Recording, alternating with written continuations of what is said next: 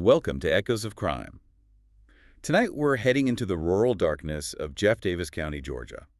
It's a place where, usually, life is quiet. Until it wasn't. Exactly, until the quiet was absolutely shattered by gunfire on a lonely highway.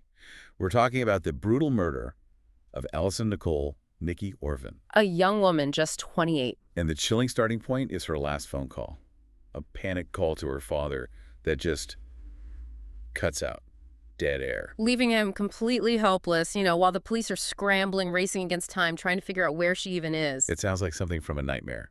A chase down a dark road ending in cold blood. Right. A woman, defenseless, killed right there on the side of the highway. And the big question right away is, what happened here? Was this some random, horrific road rage incident? Or was it something much, much more calculated, something personal? Because the details that emerge, they are extraordinary, aren't they? Oh, absolutely. You've got a very recent divorce just finalized days before. You have the ex-husband injured, filing a police report miles away at the exact time of the murder. Which is just bizarre timing. Incredibly bizarre. And then there's this really strange family dynamic, a web of violence, control, and frankly, a twisted desire that goes way beyond anything you'd consider normal.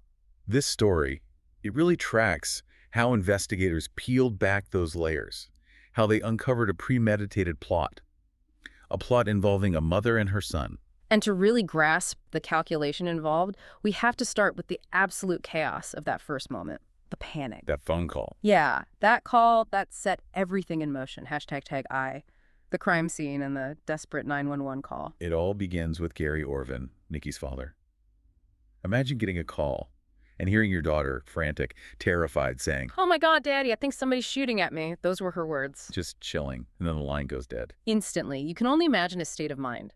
He immediately calls 911, frantic, reporting what he'd just heard his daughter, Nikki, being chased on Highway 221, someone shooting at her. He's trying to give them information, trying to figure out where she might be, but the call was already over. Exactly. It wasn't like reporting an accident after the fact. This was happening right then. An attack in progress. And all Gary knew was her general route, right? Driving her silver sedan somewhere between Duvalda and our home in Hazelhurst. No exact spot. Right. And you have to picture this area. Jeff Davis County, Highway 221. It's rural, very rural. Pitch black at night, I imagine. Absolutely. No streetlights, very few landmarks. So for the deputies responding, it's a massive challenge. They know someone's been shot, possibly still being pursued, and they have to find her. It's not like she could give coordinates. No. So they're driving the route, lights flashing, searching the darkness on either side of the road, hoping to catch a glimpse of headlights, taillights, anything, literally searching for a needle in a haystack. And, the clock is ticking furiously. The attacker could still be out there. It's amazing they found her as quickly as they did under those conditions. It really is. They located a car matching the description. It was pulled off to the side of the road, maybe about a mile from the Altamaha River. And the scene inside, it wasn't an accident. Not at all. The first deputy on scene immediately saw it was something violent, a female inside, obviously deceased. And the details are haunting. Her posture. Yeah, the reports mention her left foot was outside the vehicle. Maybe she tried to get out. Or maybe it was just how she fell. And she was leaning over the console. Leaned over, and the cell phone she'd used to call her dad, still clutched in her right hand.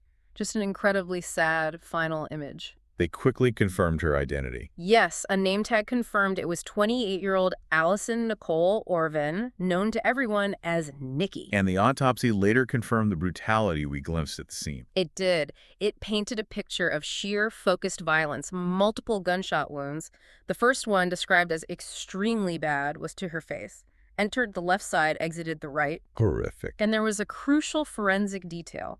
Aspirated blood on the dashboard. Aspirated blood. Explain what that means for the investigators. What does that tell them? It's a really specific medical clue. It means she was still breathing, actively inhaling air when she suffered that first major wound. So she was alive, conscious for at least a moment after being shot. Yes. Conscious enough to be breathing, likely struggling as blood entered her airway. That first shot would have been devastating, incapacitating, but she wasn't killed instantly by it. And you said multiple wounds. There was another. That's right. A second gunshot wound was found, also on the left side, but this one was in the neck area. So a follow-up shot. Exactly.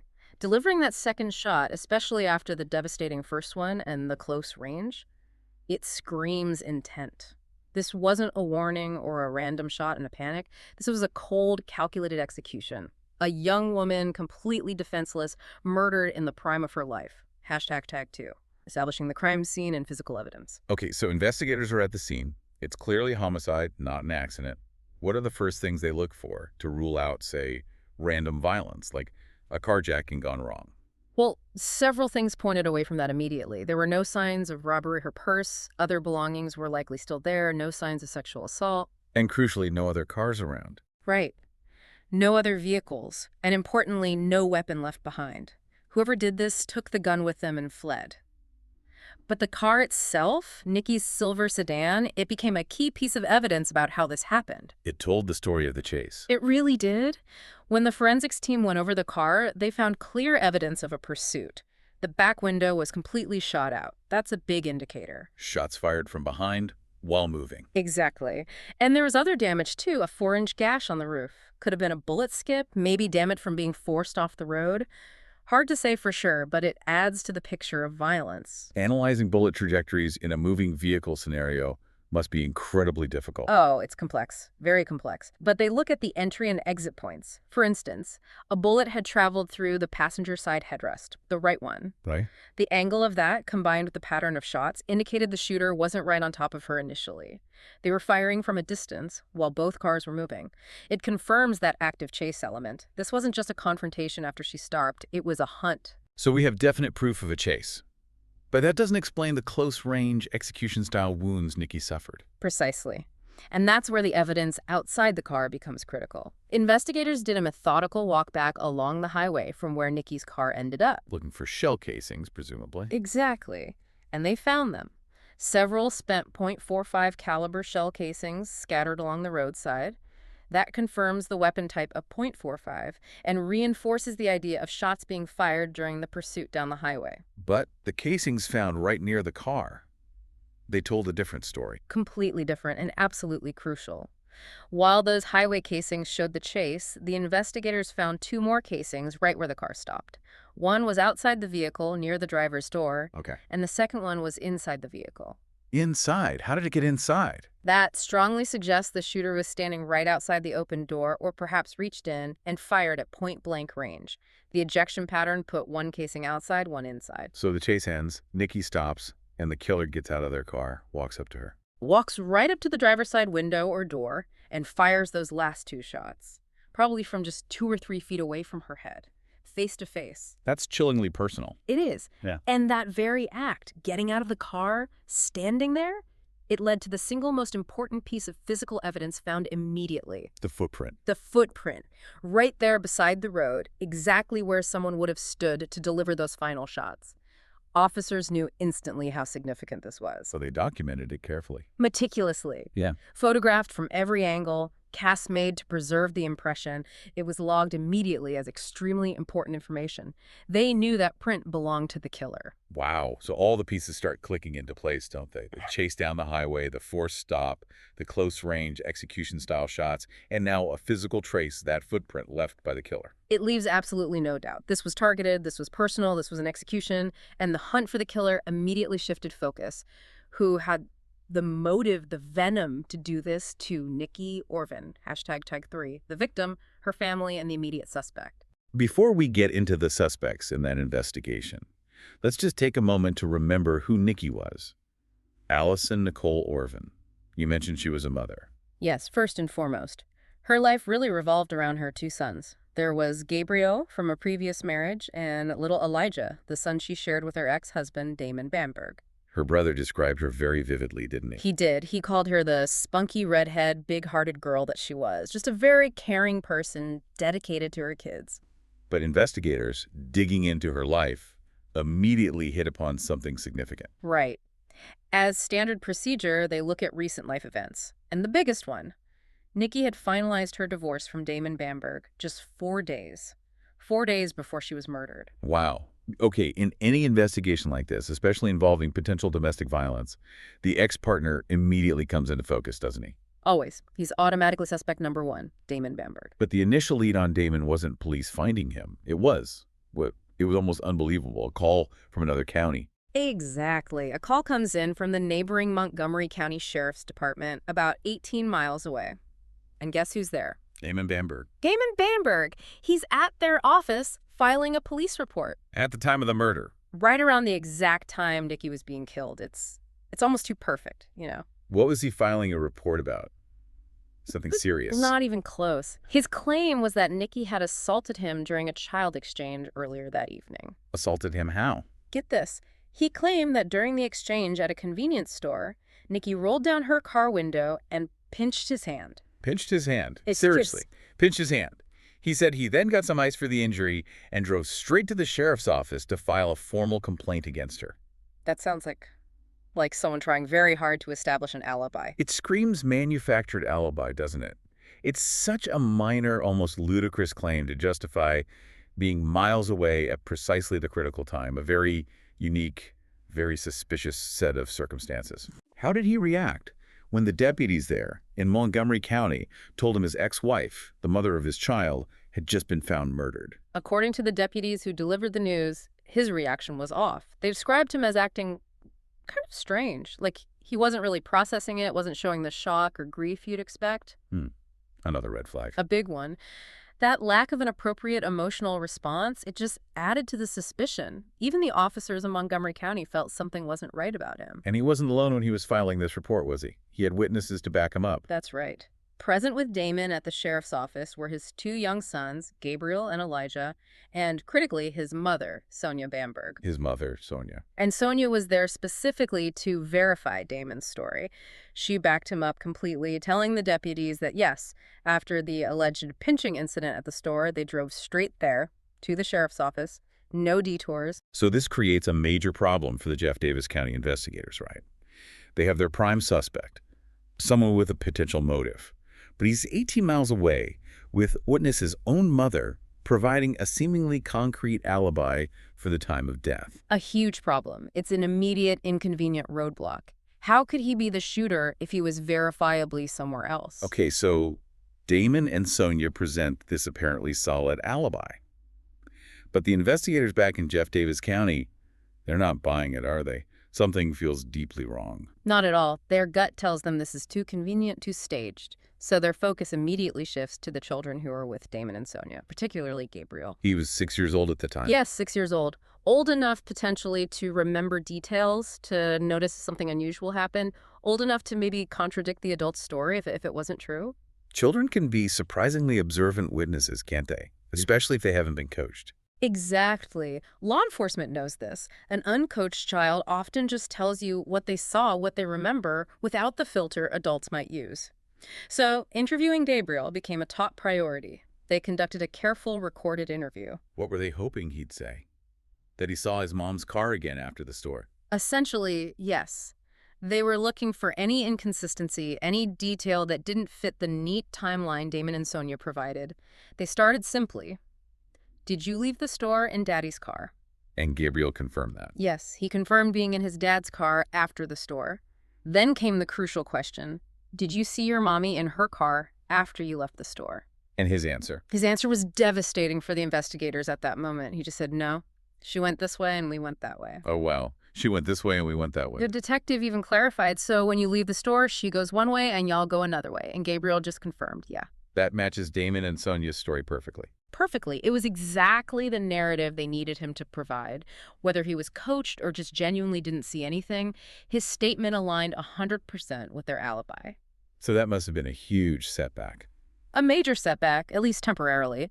You have the prime suspect, his mother corroborating, and now the child eyewitness seemingly confirming their version of events. What could the police do at that point? Their hands were tied, really. They had strong suspicions, very strong, but they didn't have concrete evidence yet. No weapon, no definitive forensic match at that stage to directly contradict the alibi that was now supported by the child's testimony. So Montgomery County had to let them go. They had no grounds to hold them. Damon and Sonia were released and allowed to go home. That must have been incredibly frustrating for the Jeff Davis investigators. Knowing or strongly believing they just let the killers walk out the door. Absolutely infuriating. They were left with this strong conviction, this gut feeling they had the right people, but facing this carefully constructed lie, this seemingly airtight alibi, they knew they had to dig deeper, much deeper, into Damon Bamberg's past. Find the why, #V. The Dark History of Damon Bamber. So the investigation pivots. They need to understand the history, the relationship dynamics, the potential for violence. Where did Nikki and Damon's story begin? It started pretty ordinarily, actually. They met working together at a Walmart. Nikki was apparently drawn to Damon initially because he was a big guy. She felt protected. Yeah, she reportedly felt he could be a protector, a good provider, maybe saw stability there. Things moved fast. They got married relatively quickly. Damon adopted Gabriel, her son from her previous relationship, and then they had their own son, Elijah, soon after. So on the surface, a seemingly normal start to family life. But underneath, Underneath, it was anything but normal. Friends and relatives who knew them started painting a very different picture, especially regarding Damon. He was described as a tough, mean character. and the discipline towards the children, particularly Gabriel, was troubling. More than troubling. It was bizarre, bordering on sadistic, especially for such young children. It wasn't just standard discipline. You mentioned things like making them stand in corners, hold books out. Explain why that kind of punishment is so concerning. Well, it's classic psychological control, isn't it? It's designed to humiliate and cause distress and physical discomfort without leaving obvious marks. We heard accounts of him forcing these tiny kids, like 3 or 4 years old, to stand holding heavy books with their arms extended for long, long periods. That sounds awful. Nikki's own brother called the punishments weird, difficult things that a very small 3-year-old child should not be doing. It created this constant atmosphere of fear in the house. And the really heartbreaking part is that Nikki herself felt powerless. Reportedly, yes. Sources said she was too scared of Damon's reaction to step in and stop him, even when it was her own son being treated this way. Her fear was clearly justified, based on what came out later. Absolutely. When investigators got access to the divorce records, subpoenaed them, a clear pattern of escalating violence and extreme possessiveness emerged. Damon's jealousy was a huge issue. There was a specific incident with a knife. Tell us about that. Yeah, that seems to have been a major turning point. Nikki went to visit an old high school friend. Just to visit. But it sent Damon into a jealous rage. He confronted her. He confronted her, extremely angry, and then, in a terrifying display of aggression, he threw a knife down at their feet. It narrowly missed them. Good grief. Was law enforcement called? Yes, the police were called because of the threats. It was serious. And this wasn't an isolated outburst. Not at all. The records showed multiple instances of Damon verbally and physically threatening Nikki. It got so bad that police had to intervene repeatedly. At one point, things were so volatile, law enforcement apparently had to threaten to shoot Damon just to keep him away from her, to de-escalate the situation. That shows an incredible lack of control on his part. Complete lack of control, zero respect for boundaries or authority. So after these incidents, Nikki finally made the break. She did. She gathered the kids and moved into a women's shelter for safety, and then filed for divorce. A brave step. But leaving didn't stop the threats, did it? No, if anything, they intensified. And they focused on the children. That became his leverage, his weapon. He constantly threatened her, things like, I'm going to get custody of kids. Catch your mind. They're not your mind. Essentially saying, they belong to me, not you. She must have been terrified. Genuinely terrified, not just of losing custody in court, but of what Damon and maybe even his mother, Sonia, might actually do to take those children. The threat felt very real, very physical. The stage was absolutely set for something terrible. This brings us to what might be the absolute core of this case, the relationship between Damon and his mother, Sonia. It wasn't just a close mother-son bond, was it? No, not even close. Investigators quickly realized this dynamic was, well, pathological. It seemed to be the engine driving everything. Everyone who knew them used words like overbearing to describe Sonia. But it went beyond typical overbearing behavior. Way beyond. She exerted what investigators called excessive control over Damon. It wasn't just advice, it was commands. Testimony described her telling him how to sit, when to sit, where to sit. Even as a grown man, he seemed completely focused on appeasing her. And this control extended into his relationships with other women. Absolutely. It seems Sonia saw any woman in Damon's life as a direct threat to her position, her control. A woman Damon dated mentioned that any plans they made always had to be filtered through what the mother person wants to do. She was always there. Always. Described as the third wheel, the fifth wheel, pretty much every wheel, just constantly inserting herself, making it impossible for Damon to have an independent relationship. Damon's first wife, Andrea Manwaring, she confirmed this pattern, didn't she? That Damon basically did whatever mommy said to do. Yes, Andre's testimony was crucial. She said Damon's behavior would completely shift when Sonia was around. He'd instantly become compliant, and if Sonia didn't get her way or felt her control slipping, she'd have these huge outbursts. And Damon's reaction was always to placate her. Always. Smooth things over, reinforce her dominance. It was a very unhealthy cycle. But the really disturbing part, the part that goes beyond control into something else, it was the lack of boundaries, wasn't it? Physical boundaries. Yes. This is where it gets deeply uncomfortable and really speaks to the potentially incestuous nature of their bond. Witnesses describe Sonia walking around the house in her underwear. Even when Damon was an adult, married. Yes, even when he was a 25-year-old newly married man living there, no sense of personal space or appropriateness. She'd apparently even walk into the bathroom while he was showering. What was Damon's explanation for that? He just brushed it off, claimed it was normal for their family. But it wasn't normal. It felt like an assertion of ownership, a deliberate violation of boundaries. And the sleeping arrangements. Also highly unusual. Andrea, the first wife, said there were multiple times Damon wouldn't sleep in their marital bed. Instead, he'd go and sleep in Sonia's bed. That's really crossing a line. A huge line, but the most shocking testimony, the thing that made Andrea realize something truly shady was going on, was witnessing them kiss. Not just a peck on the cheek. No. She described seeing Damon and Sonia open-mouth kissing, and when she reacted, they tried to pass it off as just natural affection between mother and son. Which it clearly wasn't. Andrea said it was the furthest from natural. That was the moment she knew this relationship was deeply wrong, something hidden and pathological. And eventually, Nikki herself confided in someone about this. Yes. It seems Nikki eventually voiced the secret that maybe Andrea had only suspected. Nikki told a family member, point blank, that Damon and Sonia were more than mother and son. This twisted dynamic, this potential incestuous bond, it provides a powerful motive, doesn't it? Sonia needing absolute control, seeing Nikki as a rival. It's the key. Any woman who threatened Sonia's control over Damon or tried to pull him away faced her wrath, channeled through Damon's violence. Andrea experienced it firsthand when she suggested she and Damon get their own place. Sonia didn't like that idea. Not at all. And Damon's reaction, he held a machete to Andrea's throat. My God. It established the terrifying pattern. Challenge Sonia, threaten her control over Damon, and you risk extreme violence.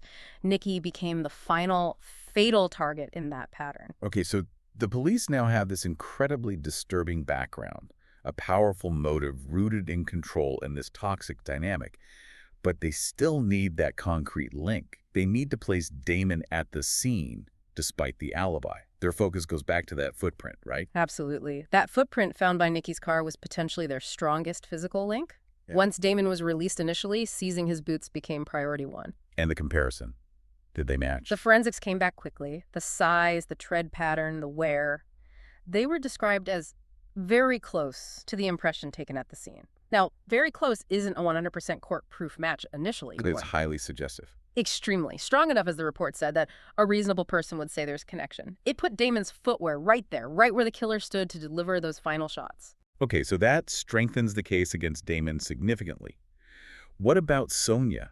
How did they tie her in as an active participant, not just the alibi provider? That came back to the ballistics, specifically the location of the shell casings found during the chase phase. Remember, they were found on the right side of the road. The passenger side. Exactly.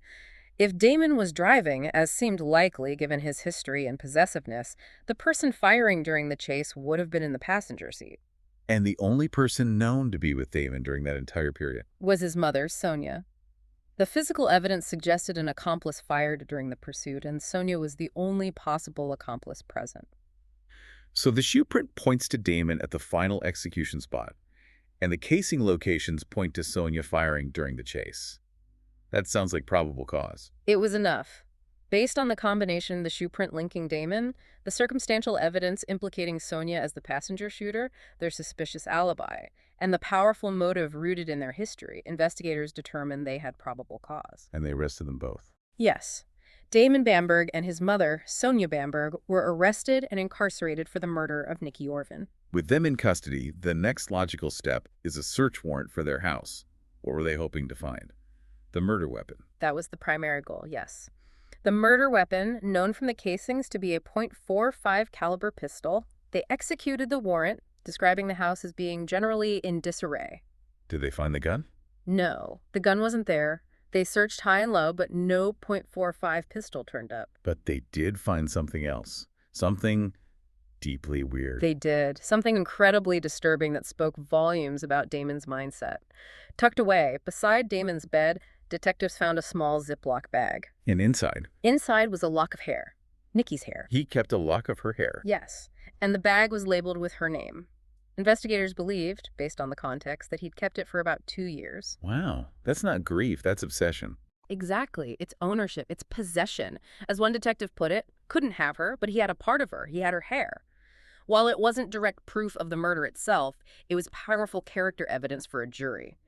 It showed this wasn't just an ex-husband, it was someone with a deep, disturbing fixation. Still, the missing gun was a problem. How did they ultimately connect the .45 caliber casings found at the scene to a specific weapon tied to the Bambergs? Hashtag tagging 8, the stolen gun, and Mark, the pawn. That missing .45 became the investigators' obsession. They knew the Bambergs didn't legally own one themselves, but they started digging into extended family, and that led them to Sonia's other son, Mark Bamberg. Mark, the one who wasn't part of that intense mother-son duo, the outcast. Precisely. Mark had a very strained, difficult relationship with both Damon and Sonia. Reports indicated Damon openly hated Mark and made his childhood hell, to the point Mark moved out when he was just 16. And Sonia's relationship with Mark. Cold. Very cold. Witnesses said she treated Mark poorly, talked to him like she was talking to a dog. There was none of that intense focus she had on Damon. In fact, she apparently wished Mark were more controllable. Chilling. So Mark was completely outside their toxic bubble. Did he own a gun? He did. When investigators questioned Mark, he confirmed he owned a .45 caliber pistol. He kept it, he said, usually in the glove box of his truck, which was parked on his property. Okay, getting warmer. Did he still have it? No. And this was the breakthrough. Mark told investigators that his .45 pistol was missing. He believed it had been stolen sometime after Nikki's murder. Stolen. By whom? Well, Mark started thinking back. He remembered something crucial. On the very day Nikki was killed, Damon and Sonia had visited his house. He was out in the garage working on his truck. Sonia had even come over and spoken to him briefly while he was working near the truck. And the gun was in the truck's glove box. Exactly. It wasn't until later, amidst the investigation, that Mark checked and realized his gun was gone. The implication was immediate and overwhelming. Damon and Sonia hadn't just happened to be there, they'd likely used the visit as an opportunity to steal Mark's gun. Stealing the gun they intended to use for the murder. It looked exactly like that. Premeditated down to acquiring the weapon from the family member they both despised. But again, implication isn't proof in court. They needed to scientifically link Mark's specific stolen gun to the bullets recovered from Nikki's body. How could they do that if the gun was still missing? This is where the investigation took a really incredible, almost CSI-like turn. They went back to James Fowler, remember him? The guy who later testified about the hit-for-hire offer. Right, the bonfire incident. Fowler also provided another critical piece of information. He told investigators that sometime before the murder, the Bambergs, likely Damon or Sonia, maybe Mark himself back then, had fired Mark's .45 pistol for target practice on his property, and they'd shot into a particular tree. They shot into a tree. Yes. And investigators realized that tree might still hold slugs fired from Mark's gun, slugs that would have the unique ballistic fingerprint of that specific weapon. So what did they do? Cut down the tree? They literally cut down the entire tree, hauled it back to the crime lab, and then began the painstaking process of dissecting it, searching for those embedded bullets. Did they find them? They did. They recovered practice rounds fired from Mark's .45, lodged deep in the wood. And the ballistics comparison. A perfect match. The unique markings on those slugs recovered from the tree matched the markings on the slugs recovered from Nikki Orvin's body. It was definitive proof. Mark's stolen .45 was the murder weapon. Incredible work. And this obviously solidified Mark's innocence, didn't it? Completely. Investigators were totally confident Mark had no involvement in the murder itself. But it also revealed something truly dark about Sonia's character. How so? By stealing Mark's gun, Sonia wasn't just getting a weapon, she was setting up her other son to potentially take the fall. If the gun was ever found or traced back, suspicion would naturally fall on Mark, the registered owner.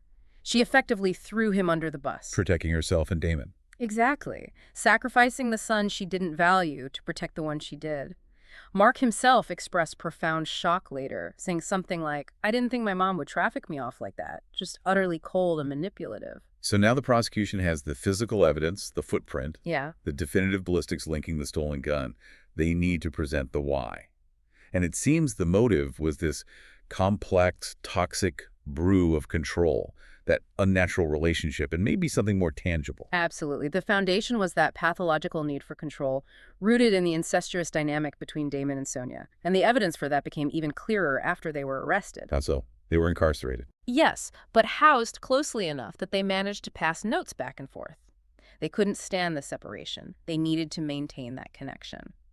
And the content of those notes, it was revealing. Investigators intercepted them. They did. And the notes were described as sickening. They flew way out of the realm of normalcy, confirming the true nature of their bond. What kind of things were they writing? The language was overtly possessive, disturbingly intimate, and clearly showed Sonia as the dominant one needing reassurance.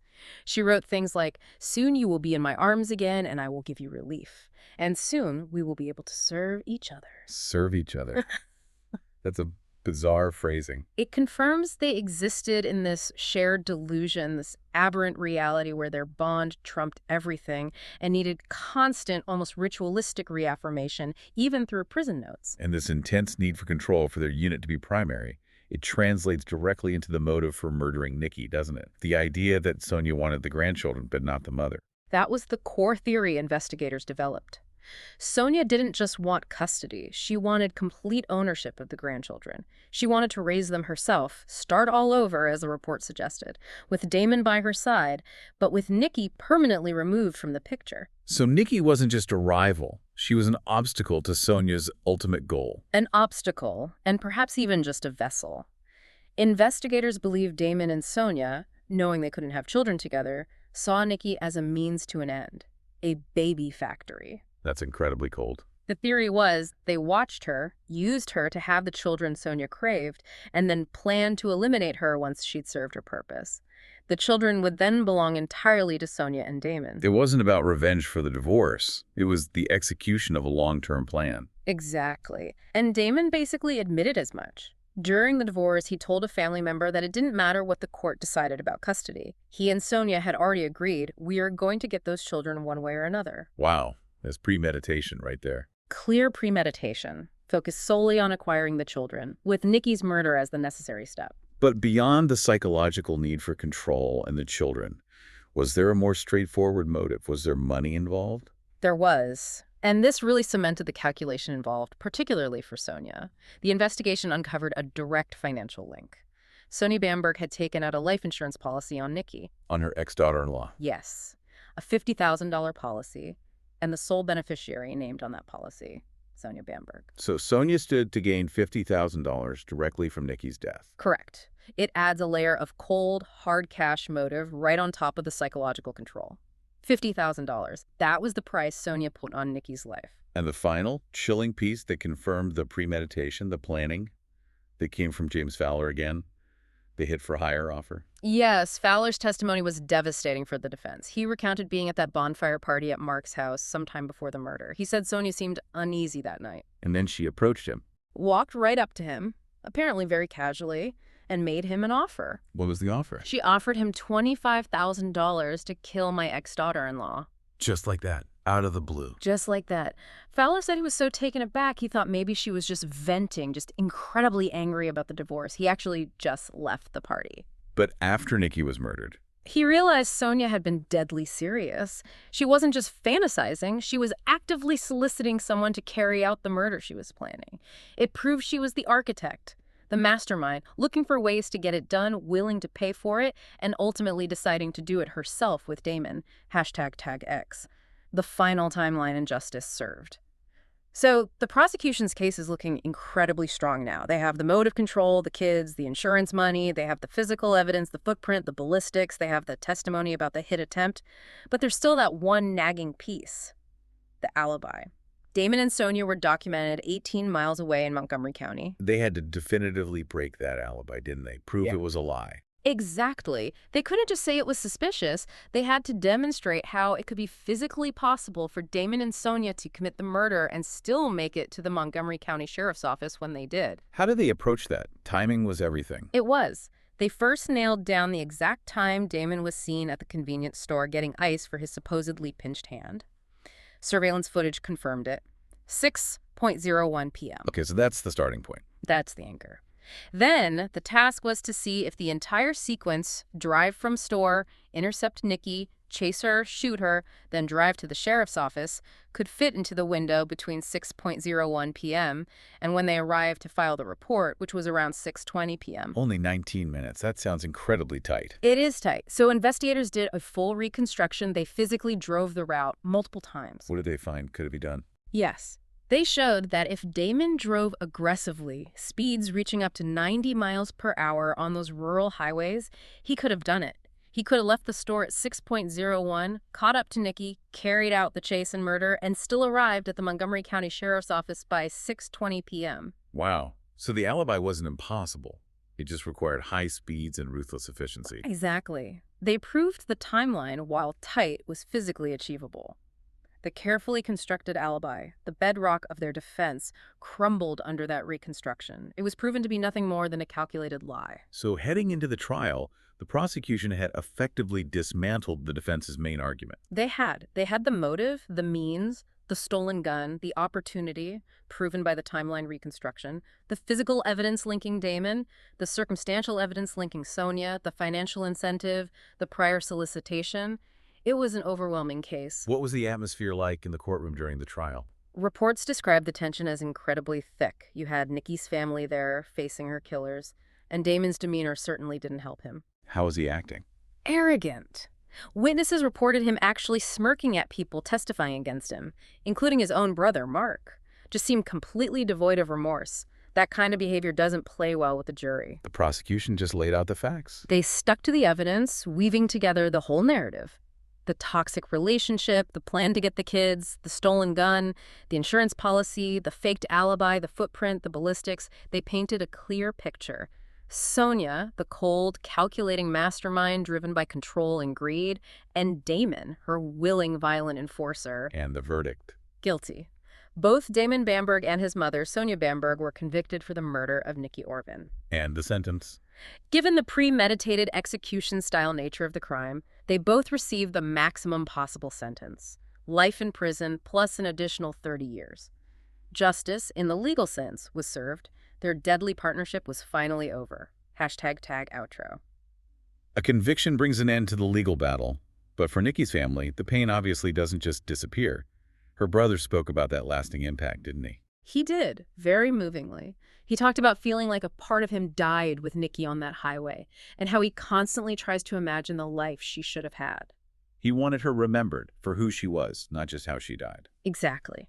Remembered as that spunky, redhead, big-hearted girl, not just as the victim of this horrific, manipulative plot. And the ultimate victims, in many ways, are the children, Gabriel and Elijah. Absolutely. They lost their mother in the most violent way imaginable, orchestrated by their father and grandmother. They're growing up with grandparents now, trying to piece together a life forever altered by this unimaginable betrayal. When you step back and look at the whole case, the level of calculated evil rooted in that family dynamic is just staggering. It wasn't a crime of passion. It was a conspiracy born from Sonia's absolute need for control, fueled by that deeply unnatural bond with Damon. And the notes they passed in prison really seal that. They weren't two separate people acting together. They seemed to function as this single, twisted entity, completely consumed by their own aberrant world. It's also a testament to the investigators' persistence, isn't it? Facing that initial, seemingly solid alibi. Definitely. They didn't just accept it. They dug into the history, they found the footprint, they pursued the gun leads relentlessly. I mean, cutting down a whole tree to find ballistic evidence, that's incredible dedication. It shows that even the most carefully planned crimes can unravel from the smallest details: a footprint, a shell casing, a slug in a tree. Precisely. This case forced everyone involved, investigators, the courts, the community, to confront a type of evil that's hard to comprehend precisely because it came from within the family unit. It really underscores that terrifying truth. Sometimes the greatest danger isn't from a stranger, but from the people who are supposed to love and protect you. And it leaves you wondering, how does a family, how does a community ever fully heal from a betrayal that profound? When the very definition of trust is so violently shattered by the people closest to the victim, those echoes linger for a long, long time. It forces you to reconsider the masks people wear and the darkness that can hide behind the facade of normalcy. A deeply unsettling case, and a stark reminder of the complexities of human darkness.